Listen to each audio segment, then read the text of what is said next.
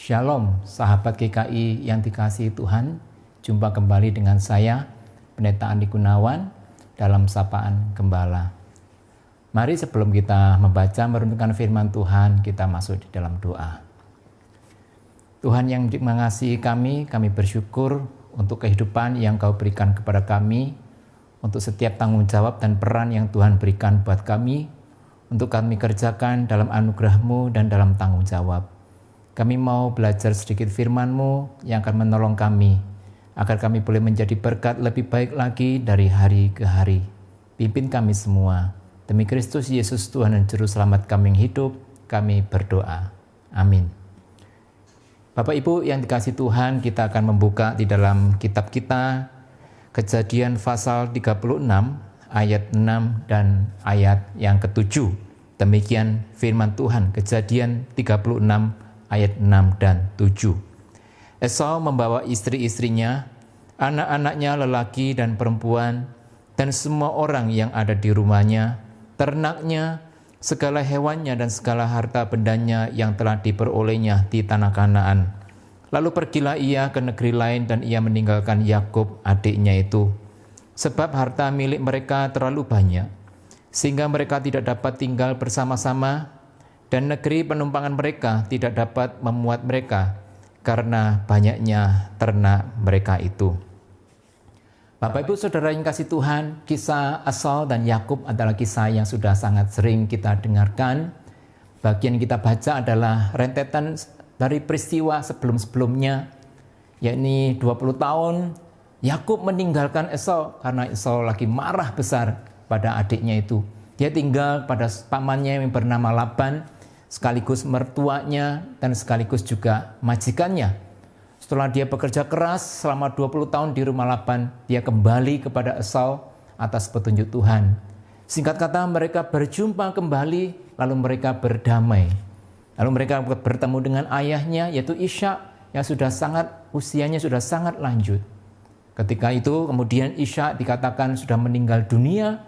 Mereka berdua, yaitu Esau dan Yakub ini, bersama-sama menguburkan papanya. Nah, setelah mereka berdua menguburkan papanya di Hebron, kini tinggal mereka berdua.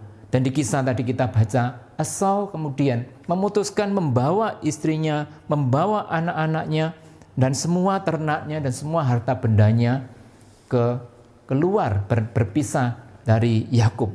Mengapa Esau memutuskan hal itu? Nah, secara sekilas mungkin kita melihat karena ternak mereka terlalu besar, terlalu banyak jumlahnya.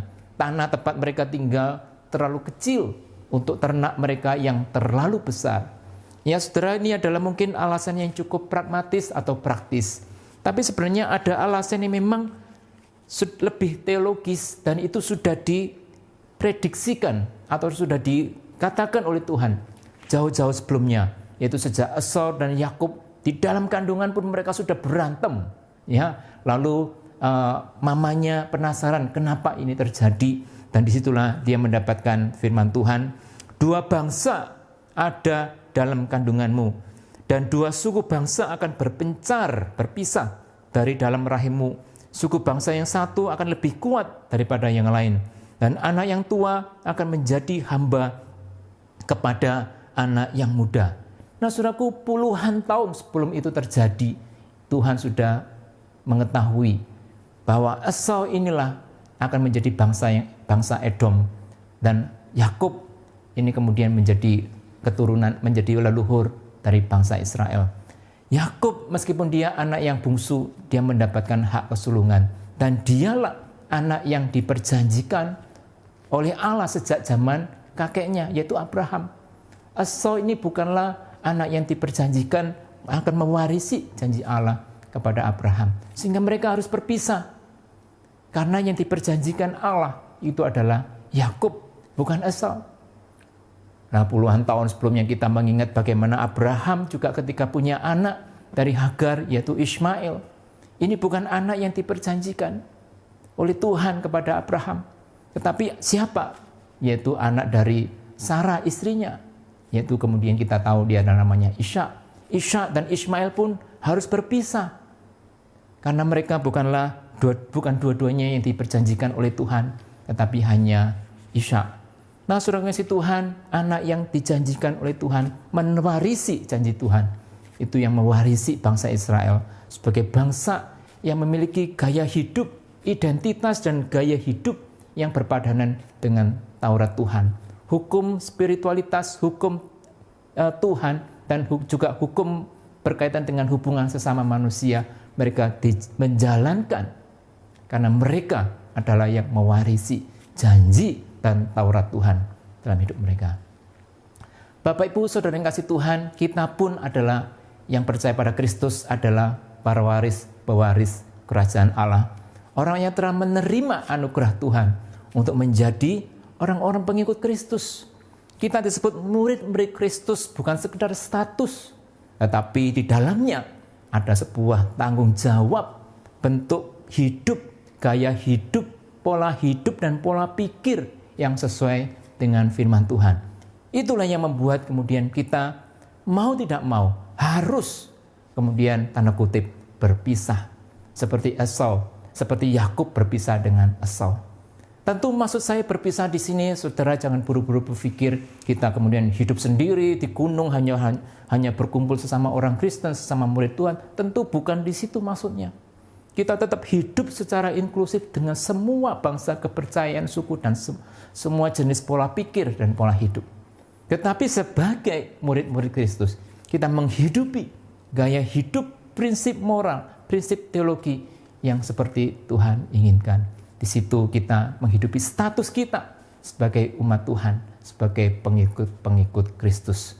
Dengan demikian, ketika kita menjalani hidup kita sebagai pengikut Kristus, kita boleh menjadi berkat, menyatakan berkat kita, menjadi berkat dan kesaksian yang baik bagi orang-orang yang menyaksikan kehidupan kita.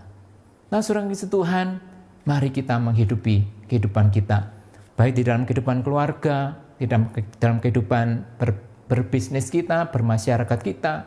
Mari kita hidupi nilai-nilai firman Tuhan yang mungkin tidak sesuai dengan apa yang diharapkan oleh dunia.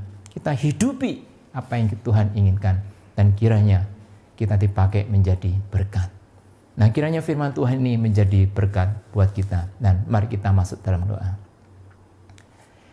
Ya Tuhan, terima kasih Engkau telah memilih kami, memberikan kami anugerah di dalam Kristus. Anugerah ini tidak hanya bicara tentang bagaimana kami mendapatkan keselamatan, tetapi anugerah ini juga menyertakan tanggung jawab kami sebagai umat Tuhan, pengikut Kristus, menjalani kehidupan sesuai dengan tanggung jawab kami, sesuai dengan nilai-nilai dari firman Tuhan. Itulah sebabnya Tuhan, kami seringkali diperhadapkan dengan nilai-nilai yang tidak sesuai dengan firman Tuhan, yang membuat kami harus berpisah, agar kami memiliki prinsip yang sesuai dengan firman Tuhan, dan kami dapat menjadi berkat dengan melakukan firman Tuhan. Karena kami yakin firman-Mu lah yang akan menolong dunia ini menjadi dunia yang lebih baik, dunia yang lebih ramah, dunia yang lebih murah hati, dan dunia yang lebih adil.